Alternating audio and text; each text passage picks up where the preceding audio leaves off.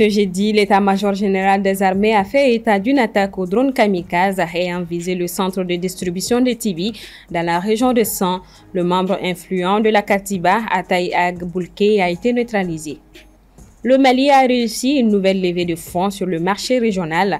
L'émission de bons et d'obligations du Trésor, organisée par l'UMO à titre, a permis de mobiliser 30 milliards de francs CFA avec un taux de souscription dépassant les attentes.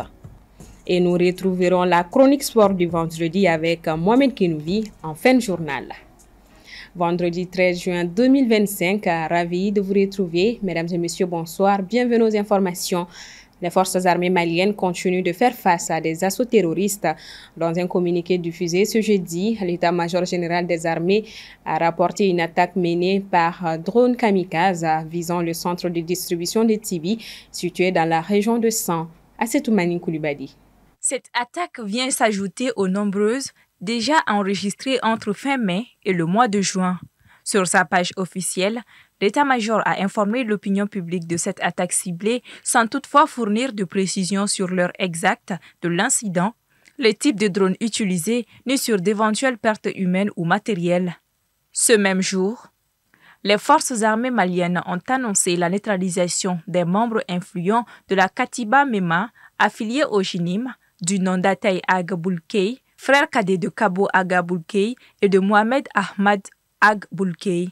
Tous deux figurent bien connus des groupes armés actifs dans la région. Cette neutralisation s'inscrit dans le cadre des opérations de sécurisation engagées par les FAMA pour désorganiser les réseaux hostiles opérant dans la zone de Mema.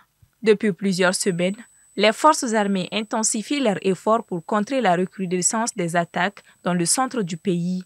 Selon les dernières données disponibles du projet Aclade, au moins une douzaine d'attaques par drone ou engins explosifs improvisés ont été recensées dans cette zone depuis le début de l'année 2025, signe d'une évolution tactique préoccupante dans le monde opératoire des groupes terroristes.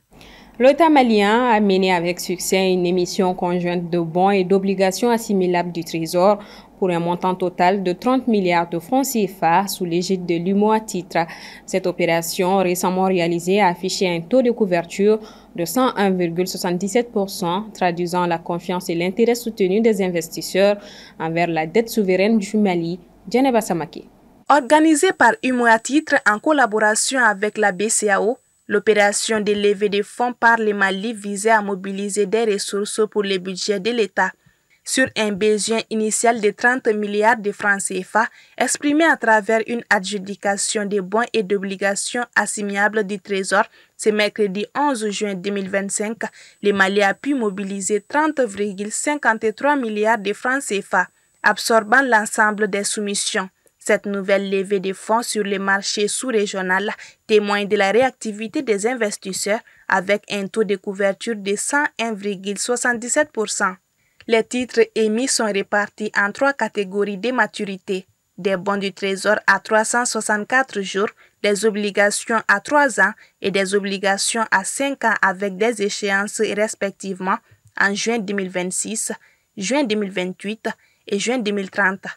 Pour les bons à 1 an, 20,10 milliards de francs CFA ont été mobilisés. Les obligations assimilables du Trésor à 3 ans et 5 ans ont permis de lever respectivement 10,345 milliards de francs CFA et 175 millions de francs CFA. Les investisseurs ayant pris part à l'opération sont issus de plusieurs pays, avec les Maliens en tête, qui ont contribué à hauteur de 21,6 milliards de francs CFA.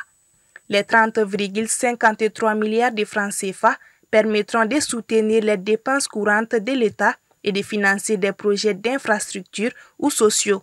Le succès de cette levée de fonds renforce la crédibilité du Mali auprès des investisseurs régionaux et internationaux, démontrant sa capacité à gérer ses finances publiques et à attirer des capitaux. En ayant recours au marché de l'UMOA, le Mali diversifie ses sources de financement, réduisant ainsi sa dépendance vis-à-vis d'autres partenaires ou des prêts bilatéraux. Depuis le début de l'année 2025, le pays a mobilisé 473 milliards de francs CFA sur les marchés régionaux, représentant 7,65% de l'ensemble des émissions des États membres de l'UMOA à la date du 5 juin 2025. Sur cette période, le capital remboursé par le Mali s'élève à 245 milliards de francs CFA et les intérêts versés à 55 milliards de francs CFA. En bref et en image, la compagnie minière canadienne Barrick Gold a décidé de retirer le complexe aurifère de Loulo-Goungoto de ses prévisions de production pour 2025, selon l'agence Reuters. Cette décision intervient sur fond de conflits prolongés avec les autorités maliennes, alimentés par la réforme du code minier. Le complexe de Loulo-Goungoto, l'un des gisements les plus rentables de Barrick en Afrique, est en arrêt depuis janvier 2025. En cause, le blocage des exportations d'or, la saisie de près de 3 tonnes de stock et la détention temporaire de plusieurs employés dans un contexte de bras de fer fiscal et juridique entre Bamako et la multinationale. Selon les analystes, cette mise en retrait pourrait amputer jusqu'à 11% de l'EBITDA 2025 de Barrick si la situation ne se débloque pas. Le site, détenu à 80% par Barrick et à 20% par l'État malien, représentait jusqu'à 14% de la production mondiale du groupe. Sur un tout autre plan, ce jeudi 12 juin 2025 a marqué l'officialisation de la fusion très attendue entre les deux grands noms de l'assurance, Sanlam et Allianz. De cette alliance stratégique naît Sanlam Allianz, une nouvelle entité à la fois panafricaine et forte d'une expertise internationale avec plus de 100 ans d'expérience accumulée dans le domaine. Ibrahim Babi nous plonge au cœur de la cérémonie. C'est officiel. Sanlam Allianz s'inscrit désormais comme un acteur du développement économique régional. Cette fusion n'étant pas qu'un événement financier, mais un engagement à long terme envers les populations, les entreprises et l'avenir du continent. À partir de cette date, la société change de nom suite à un processus de changement de dénomination sociale qui fait que nous allons désormais porter le nom Sanlam Alliance. Sanlam, c'est en réalité une histoire d'évolution, c'est une histoire de confiance. Évolution parce que nous avons commencé notre aventure il y a plus de 35 ans. Tout au long du dîner gala, des vidéos institutionnelles, des discours inspirants et des témoignages ont retracé l'histoire mouvementée des deux groupes, leur implantation progressive sur le continent, les défis réglementaires et économiques relevés, mais aussi leur rôle structurant dans le développement de l'assurance en Afrique. Ce récit commun, tissé d'efforts et de succès, a fortement résonné dans l'assistance. Donc notre ambition n'est pas seulement financière, elle est aussi citoyenne. La mission du groupe Sanlam Alliance, c'est de donner à toutes les générations la confiance financière, la sécurité et les moyens d'être prospères. Avec cette fusion, Sanlam Alliance ambitionne d'élargir son portefeuille de services et d'améliorer l'accès aux produits d'assurance pour les populations maliennes et ouest-africaines. Les synergies créées par la fusion permettront non seulement une meilleure digitalisation des services, mais aussi un renforcement du capital humain local. Les invités ont accueilli avec enthousiasme les perspectives évoquées d'une assurance plus accessible, des produits innovants adaptés aux réalités africaines, une confiance renforcée dans un secteur souvent méconnu ou mal compris. Hors du continent, en Inde, le bilan du crash du vol d'Air India qui transportait 242 personnes à destination de Londres s'alourdit, totalisant désormais 265 victimes avec un seul survivant, Aminata Keita. C'est l'une des pires catastrophes aériennes de l'histoire de l'Inde, impliquant pour la première fois un Boeing 787-8 Dreamliner, avion réputé pour sa fiabilité. Le vol 171 d'Air India à destination du Royaume-Uni avait embarqué hier jeudi de l'aéroport d'Ahmedabad dans le nord-ouest de l'Inde, puis s'est écrasé en boule de feu peu après son décollage sur une zone résidentielle d'Ahmedabad dans l'ouest de l'Inde. Selon l'aviation civile indienne, à bord de l'appareil, il y avait 242 personnes, 230 passagers dont 169 Indiens, 53 Britanniques, 7 Portugais et 1 Canadien et 12 membres d'équipage. Bilan, 265 morts, l'ensemble des passagers à bord et 24 autres personnes qui étaient dans le bâtiment sur lequel le Boeing s'est écrasé. Coup de chance ou miracle divin, une personne a miraculeusement survécu au crash. Nommé Vishwash Kumar Ramesh, âgé de 40 ans, il occupait le siège tout près d'une des portes de secours. Blessé mais conscient, il aurait lui-même boité jusqu'à une ambulance là où les secours ont découvert sa survie. Selon les médias britanniques qui se sont rendus sur place, ses premiers mots à l'hôpital ont été, je cite, « Tout s'est passé sous mes yeux et je n'arrive toujours pas à croire comment j'ai pu sortir vivant de tout ça. » Fin de citation. Pour le moment, la cause exacte du crash de l'avion n'est pas connue. Air India a indiqué qu'il débloquerait une aide financière de 110 000 € pour les familles de chaque victime. Ce n'est pas la première fois qu'une telle catastrophe intervient en Inde. En 1996, le vol 763 de la Saudi Arabian Airlines est entré en collision avec le vol 1907 de Kazakhstan Airlines faisant 349 personnes victimes, la coalition aérienne la plus meurtrière jamais enregistrée. Le 12 novembre 2001, 2 mois après les attentats du 11 septembre, un Airbus A300 assurant la liaison entre New York et Saint-Domingue s'écrase sur le quartier résidentiel du Queens, faisant 265 victimes, 265 personnes à bord de l'appareil et 5 habitants morts dans l'incendie de leur maison. Parlons sport maintenant avec Mohamed Kenouvi qui vient de me rejoindre sur le plateau. Bonsoir Mohamed. Bonsoir Maritou. Alors on parle de la Ligue 1 Pro, clap de fin de la 26e journée. Oui, cette 26e journée a démarré ce vendredi avec 2 affiches. Une 26e journée donc qui est synonyme de la fin du championnat. Le Djoliba s'est déjà assuré de la 2e place, a pris le dessus sur Afrique Football Elite 2-1. L'autre affiche oppose en ce moment même au stade Mamadou Konaté l'AS Bakaridjan à l'US Bougouba. Demain, samedi, 2 matchs sont à suivre, notamment la bataille à distance entre l'USFAS et les 11 créateurs de Niarela pour la 3e place du podium. L'USFAS joue l'AS Police, tandis que les 11 créateurs de Niarela seront opposés à Binga FC. Les 2 rencontres se jouent à la même heure à partir de 16h30.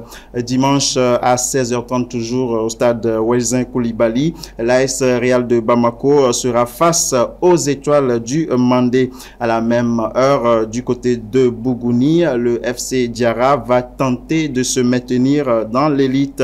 Cela passe par une victoire impérative devant l'US Bougouni. L'AS Korofina, également dans cette course contre la relégation, va défier de son côté le champion, le Stade malien de Bamako. Coup d'envoi à 18h30 au stade Mamadou Konaté. Et ce 15 juin démarre la Coupe du Monde des clubs 2025. Oui, du 15 au 13 juillet 2025, les États-Unis accueillent la première édition élargie à 32 clubs de la Coupe du Monde des clubs de la FIFA.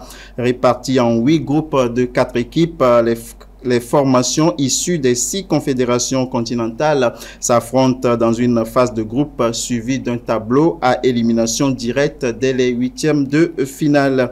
Parmi les participants figurent les plus grands noms du football mondial, dont le Real Madrid, Manchester City, Chelsea, le Bayern Munich ou encore le Paris Saint-Germain. L'Afrique sera représentée par 4 clubs, à savoir Al Ahly, Mamelodi Sundowns, Wydad de Casablanca et l'Espérance de Tunis. Doté d'un prize money record avec $1 milliard, dont 125 millions promis aux vainqueurs. Cette compétition marque un tournant à la fois sportif et économique pour le football de club. BAL 2025 pour changer donc de discipline, place à la finale. Oui, tenant du titre, le Petro Luanda est toujours dans la course pour se succéder à lui-même à la BAL 2025. Les Angolais vont affronter les Libyens d'Al Ahly Tripoli pour la grande finale prévue demain samedi 14 juin à Pretoria en Afrique du Sud. En demi-finale du Final 8 disputé mercredi, Al Ahly a pris le dessus sur l'APR de Kigali 84-71, tandis que Petro Luanda de son côté a validé son ticket au détriment des Égyptiens de Al Ittihad en s'imposant sur le score de 96-74. Alors que Petro Luanda vise un 2e sacre dans la compétition et à être le premier vainqueur à conserver son titre depuis le lancement de la BAL en 2021. Al Ahly, de son côté, qui atteint pour la première fois la finale, rêve d'un tout premier sacre continental. Le coup d'envoi de cette finale sera donné à 14h GMT. Diamond League pour terminer, record et meilleure performance de l'année pour Faith Cherotich. Oui, la Kenyane Faith Cherotich a remporté la victoire dans le 3000 mètres steeple féminin hier jeudi au meeting d'Oslo. La jeune athlète de seulement 20 ans a réalisé une performance sensationnelle devant la championne olympique, la bahreïnienne Winfried Yavi, avec un temps record de 9 minutes 2 secondes 60 tierces. Record du meeting, mais aussi meilleure performance mondiale de l'année. Cette victoire, il faut le noter, marque une nouvelle étape importante pour Faith Cherotich, qui compte désormais 2 victoires en Diamond League et une réputation grandissante à l'approche des championnats du monde de Tokyo, prévus en septembre 2025. Merci beaucoup, Mohamed Kenouvi. Je vous en prie, Marie-Tou. Bon week-end à vous. Merci, par ailleurs. Restez avec moi pour découvrir ensemble la une de Journal du Mali. Terrorisme, la menace réactivée, titre l'hebdomadaire cette semaine. En effet, depuis quelques semaines, le Mali est à nouveau confronté à une série d'attaques terroristes coordonnées. Face à cette recrudescence des violences, l'armée malienne a lancé une vaste contre-offensive. Le numéro 530 de Journal du Mali est gratuit et téléchargeable sur www.journaldumali.com. Bonne lecture à vous, mesdames et messieurs, et merci d'avoir suivi ce 1945. Bonsoir à tous et à lundi.